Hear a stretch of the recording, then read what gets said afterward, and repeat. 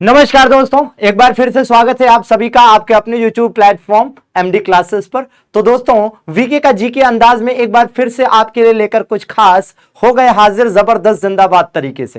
दोस्तों, जैसा कि आपने देखा कि कल और परसों अर्थात 17 और 18 अगस्त को हुए रेलवे के विभिन्न एग्जाम्स में जो क्वेश्चंस आ रहे हैं उनकी लगातार एनालिसिस हम लोग करा रहे हैं, संभावित प्रश्न भी करा रहे हैं और क्वेश्चन फंस रहे हैं। लेकिन हम छोटे छोटे वीडियो के माध्यम से आपको कुछ ऐसे टॉपिक भी क्लियर करा रहे हैं जहां से आगे क्वेश्चन बनने की अति संभावना है। तो इसी क्रम में दोस्तों आप देख सकते हैं कि ये एक ऐसा चैप्टर है, भाग 17, जो अनुच्छेद 343 से 351 तक है, जिसमें क्या आता है, राजभाषा आती है। दोस्तों, अब यहां से संबंधित क्वेश्चन दो आए हुए हैं। 17 और 18 अगस्त को मिलाकर देखा जाए तो एक क्वेश्चन पूछा गया था कि भारतीय संविधान में मान्यता प्राप्त भाषाओं की संख्या कितनी है, तो भैया उसका आंसर था कि 22 मान्यता प्राप्त भाषाएं हैं। और एक क्वेश्चन पूछा गया था कि राजभाषा अधिनियम किस वर्ष पारित किया गया, तो वर्ष 1963 में पारित किया गया। तो हमने देखा कि जब मान्यता प्राप्त भाषाओं और राजभाषा अधिनियम से क्वेश्चन आया है तो क्यों ना इसको पूरा कंप्लीट पढ़ा दिया जाए, क्योंकि आप जानते हैं कि इससे रिलेटेड क्वेश्चन आगे के एग्जाम में पूछे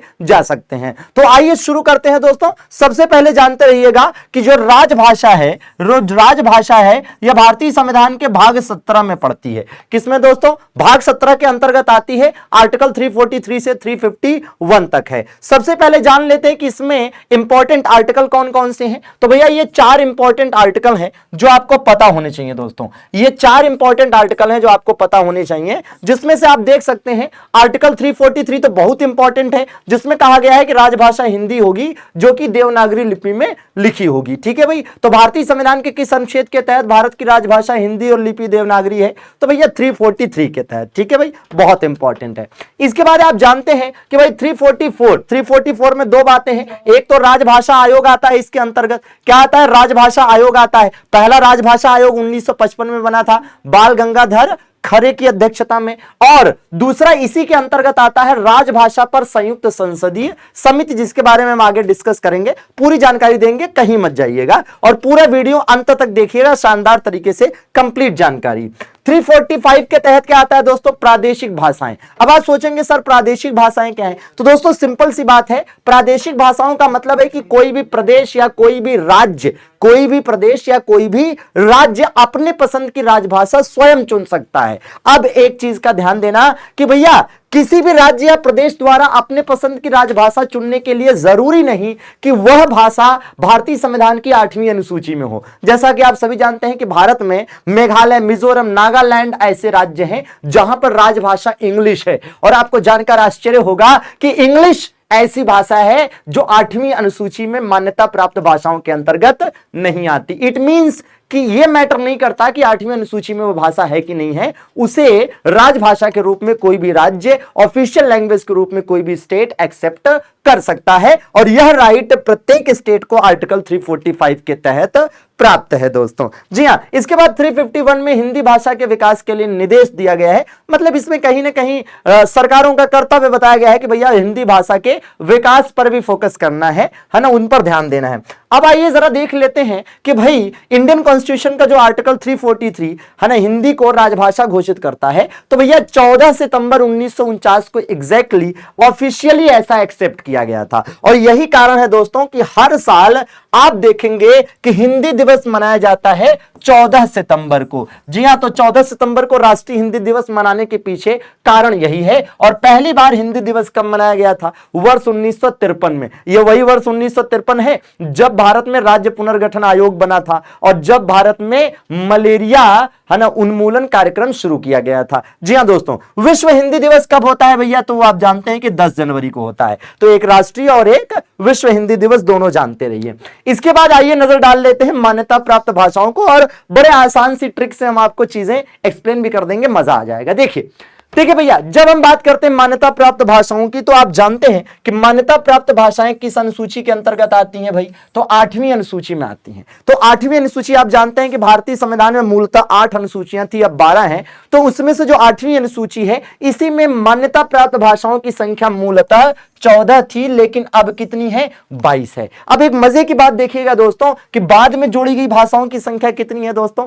8 है। बाद में जोड़ी गई भाषाओं की संख्या कितनी है? 8 है। और अनुसूची भी कौन सी है दोस्तों? 8 है। और आइए यहां पर हम लोग लैंग्वेज की स्पेलिंग लिख लें, तो लैंग्वेज की स्पेलिंग में आप देखिएगा तो लेटर्स की संख्या भी 8 है। इत्तेफाक दोस्तों, आप खुद ही काउंट करके देख लीजिए, 1 2 3 4 5 6 7 8 है ना भाई, इत्तेफाक। तो लैंग्वेज दोस्तों, लैंग्वेज में लेटर्स की संख्या भी 8 है, अनुसूची भी 8 है, और बाद में जोड़ी गई भाषाओं की संख्या भी 8 है। तो ऐसे में आपको पता होना चाहिए कि वो बाद में जोड़ी गई भाषाएं कौन सी हैं, एकदम बिल्कुल वीके का जीके अंदाज में। तो आइए जरा देखते हैं दोस्तों एक सिंपल सी एकदम आसान सी ट्रिक, सेंधा नमक। दोस्तों सेंधा नमक तो आप जानते होंगे, सेंधा नमक के लिए पाकिस्तान का सॉल्ट रेंज प्रसिद्ध है, कई बार एग्जाम में आता है। तो सेंधा नमक बदमाश ले गए, सेंधा नमक कौन ले गया? बदमाश ले गए। तो आप देखिए सेंधा से क्या हो जाएगा? सिंधी।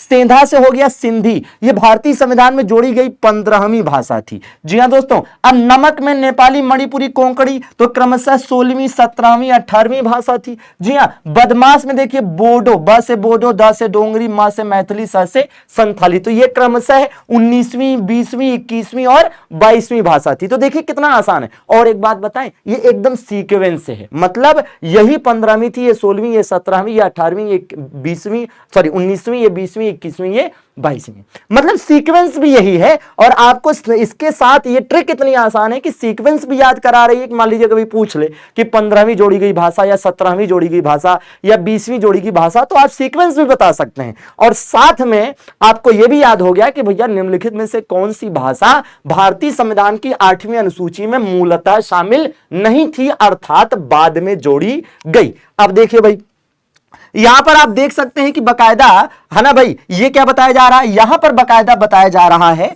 कि किस संविधान संशोधन के द्वारा जोड़ा गया था। तो भैया सिंधी को 21वें संविधान संशोधन द्वारा 1967 में, है ना भाई। नेपाली, मणिपुरी और कोंकणी को 1/7/1992 में 71वें संविधान संशोधन के द्वारा, और इन चारों को 92वें संविधान संशोधन के द्वारा 2003 में जोड़ा गया। ठीक है ना, शानदार बात। आइए और चीजों को जान लेते हैं। अब देखिए प्रादेशिक भाषाओं वाला जो मामला हम बता रहे थे, वही यहां पर स्पष्ट रूप से लिखा है कि 345 के तहत प्रत्येक राज्य को अपने पसंद की राजभाषा स्वयं चुनने का अधिकार है, और ये 8वीं अनुसूची तक ही ये अधिकार सीमित नहीं है, मतलब ऐसा जरूरी नहीं कि वह भाषा 8वीं अनुसूची में हो दोस्तों।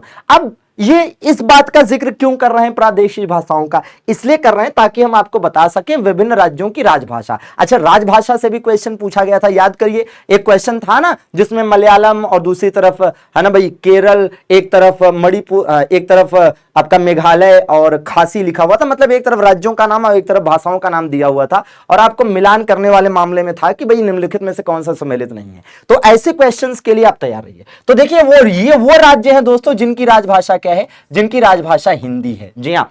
और एक मजे की बात बताएं, इसको याद करना कतई टफ नहीं है। क्यों टफ नहीं है भाई? क्योंकि ये वही राज्य हैं जिनकी सीमा उत्तर प्रदेश से लगती है।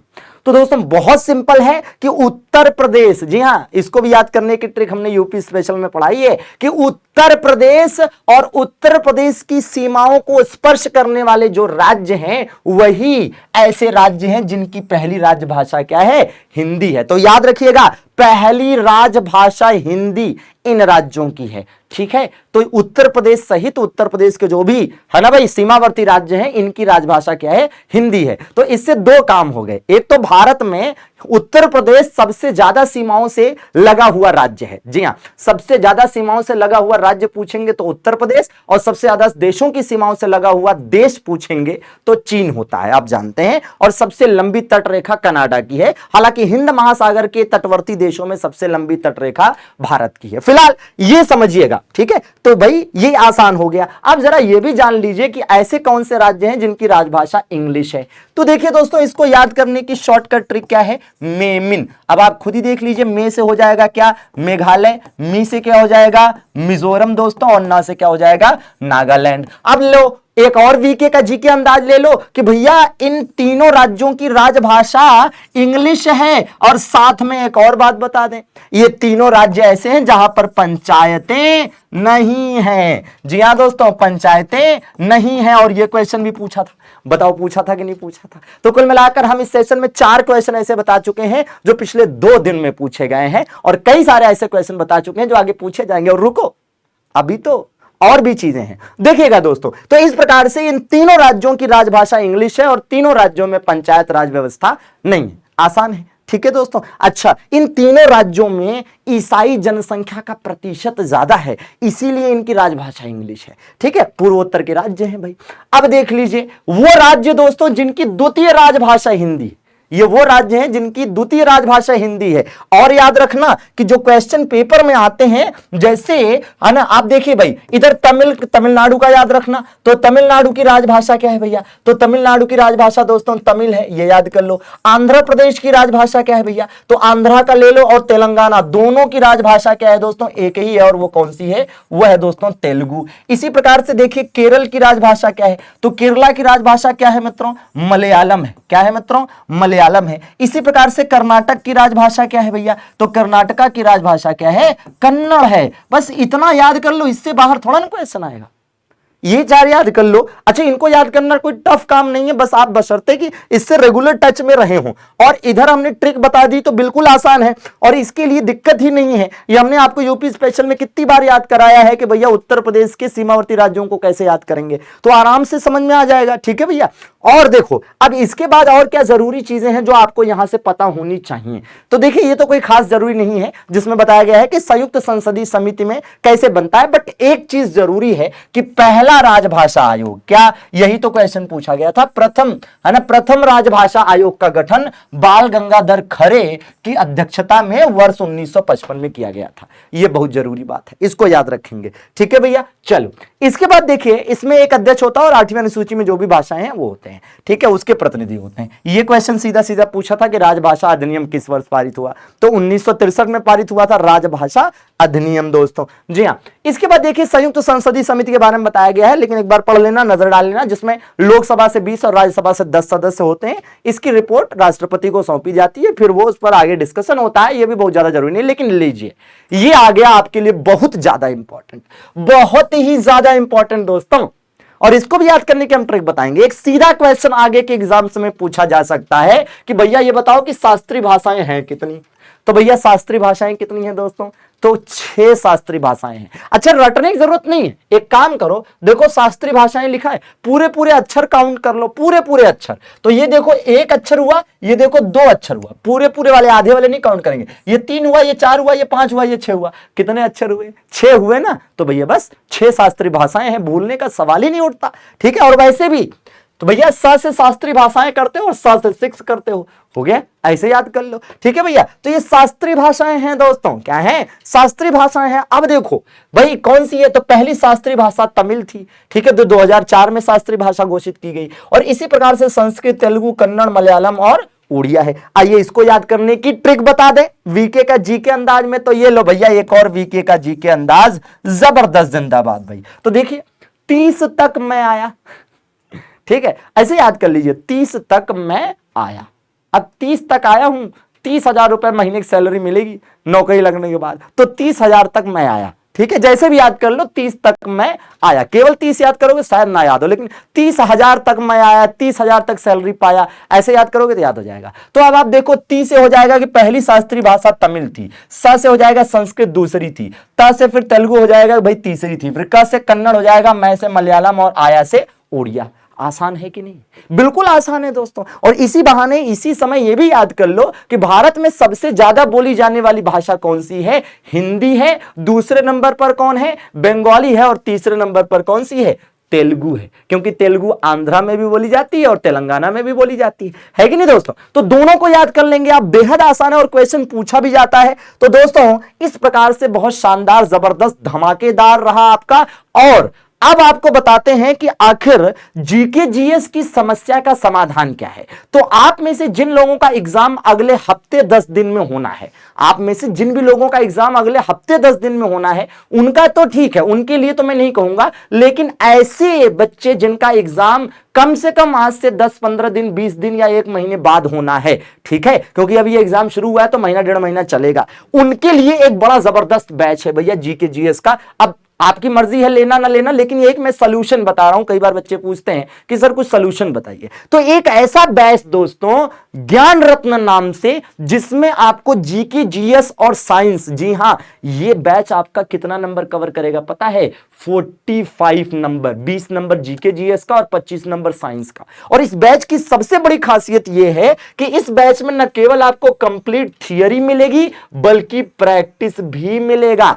हां भाई, बिल्कुल साइंस के क्वेश्चन की प्रैक्टिस इसमें नहीं मिलेगी, बाकी सारे सब्जेक्ट की प्रैक्टिस मिलेगी, साइंस का थियरी मिलेगा। तो भैया कंप्लीट थियरी है और कंप्लीट प्रैक्टिस बैच है दोस्तों। मतलब यह है कि तरीका क्या होता है, कई बार बच्चे कहते हैं ना कि सर कैसे पढ़ें, तो भैया सिंपल तरीका है कि किसी भी चीज की पहले थियरी पढ़ी जाती है और फिर थियरी पर आधारित क्वेश्चन सॉल्व किए जाते हैं। अब आप कहेंगे सर मेरे पास इतना समय नहीं है, तो कोई बात नहीं, इस बैच की आप प्रैक्टिस देखो।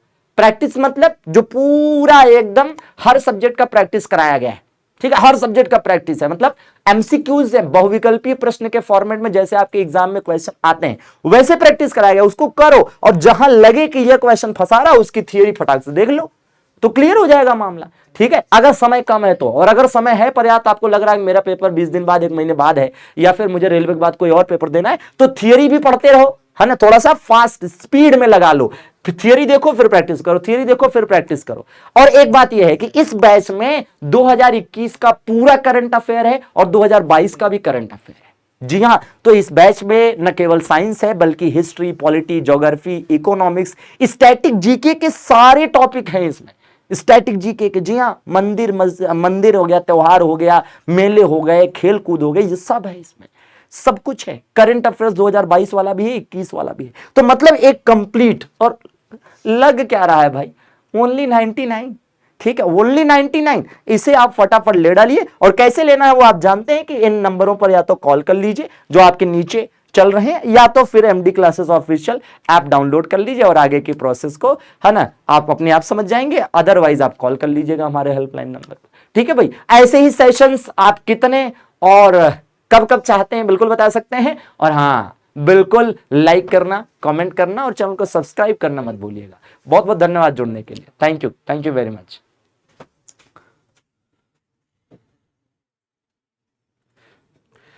नमस्कार साथियों, एमडी क्लासेस में आप सभी का स्वागत है। दोस्तों, आप सभी को एमडी क्लासेस के पूरे परिवार की तरफ से 75वें स्वतंत्रता दिवस की हार्दिक शुभकामनाएं। यह स्वतंत्रता दिवस होने वाला है कुछ खास एमडी क्लासेस के साथ, क्योंकि आप सभी को पता है कि हम आप सभी के लिए एमडी क्लासेस पे पहली बार ऐसा डिस्काउंट लेकर आ रहे हैं जिसमें आप कोई से भी कोर्स को ज्वाइन कर सकते हैं सिर्फ और सिर्फ 99 रुपीज में। अगर आप रेलवे की तैयारी कर रहे हैं, अगर आप फाउंडेशन कोर्सेज चाहते हैं, अपनी थ्योरी को मजबूत करना चाहते हैं, कंसेप्ट को क्लियर करना चाहते हैं, अगर आप यूपी की परीक्षाओं की तैयारी कर रहे हैं, तो आप इन सभी तैयारियों के लिए एमडी क्लासेस पे जरूर भरोसा दिखाइए। और इस शानदार, मेहनती और ऐसी टीम पे जिसने पूरा डायरेक्ट डीआई पूरे ऐसे क्वेश्चन एग्जाम में फंसाए हैं, तो आप जरूर से जरूर इन कोर्सेज को ज्वाइन करिए और एक बार अपना विश्वास जरूर दिखाइए। इस फीस को सिर्फ 99 रखा गया है। यह 14 अगस्त को रात में 9 बजे से लागू हो जाएगा और सीमित समय के लिए आपको एप्लीकेशन पे दिखाई देगा। अगर आप इन कोर्सेज को ज्वाइन करना चाहते हैं तो आपको तुरंत डाउनलोड करना पड़ेगा गूगल प्ले स्टोर से एमडी क्लासेस का ऑफिशियल ऐप। ध्यान रहे कि एमडी क्लासेस ऑफिशियल ऐप को ही डाउनलोड करिएगा, पूरा नाम है एमडी क्लासेस ऑफिशियल।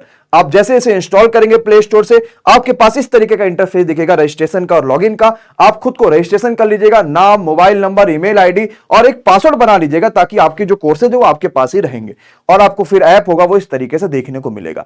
आप कोई सा भी कोर्स ज्वाइन कर सकते हैं पेड कोर्सेज के अंदर जाके, और कोई भी कूपन कोड आपको लगाने की आवश्यकता नहीं है। तो ये 15 अगस्त एक शानदार डिस्काउंट के साथ अपनी तैयारी को चार चांद लगाइए। और जो एक टारगेट एमडी क्लासेस का है कि शिक्षा को हर हाल में किसी भी बच्चों तक पहुंचाना है, उन सभी बच्चों तक पहुंचाना जो किसी भी वजह से इन सभी कोर्सेज से जुड़ नहीं पा रहे थे, किसी भी वजह से वो सिस्टमेटिक तरीके से पढ़ाई नहीं कर पा रहे थे, या जो भी परेशानियां आ रही थी, उन सभी को हटाकर इस स्वतंत्रता दिवस में सिर्फ टारगेट यही है कि मैक्सिमम बच्चों तक पहुंचना है। और इस बेहतरीन और जबरदस्त टीम पे आप सभी विश्वास दिखाइए और अभी डाउनलोड करिए एमडी क्लासेस का ऑफिशियल एप्लीकेशन। अगर आपको किसी प्रकार की समस्या आती है किसी भी कोर्सेज को ज्वाइन करने में, तो आप नीचे जो नंबर चल रहे हैं उस पर भी आप कॉल कर सकते हैं, जिससे आपकी सभी परेशानियों को दूर किया जा सकता है। जो कोर्सेज है वो रेलवे ग्रुप डी के लिए है। इसके अलावा जो कोर्सेज यूपी SSC पेट के लिए है, वीडियो की है। इसके अलावा आपके पास जो कोर्सेज देखने को मिलेंगे वो एसएससी के कोर्सेज देखने को मिलेंगे, मैथ के फाउंडेशन है, रीजनिंग के फाउंडेशन, इंग्लिश के फाउंडेशन है, जीके जीएस के फाउंडेशन है, जिसमें कंप्लीट थ्योरी पढ़ाई गई है और आप उनको बढ़िया तरीके से जाके अपने सारी थ्योरी को मजबूत कर सकते हो, तो परीक्षा में एक अच्छा स्कोर कर सकते हैं।